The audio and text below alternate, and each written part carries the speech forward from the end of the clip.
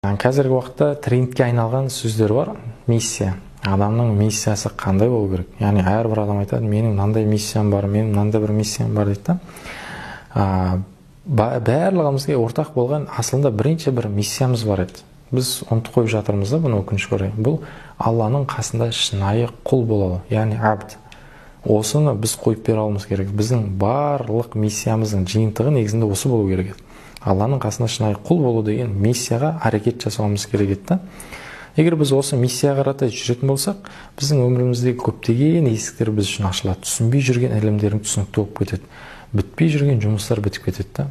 Біз оны қойып, біз керісінше ол миссияға қарсы жүріп, біз мына өміріміздің жауапкершілігін өз бойымызға алып, барлық нәрсені өзім бітірем, мен деген секілді кетіп бара жатқан жайымыз бар да.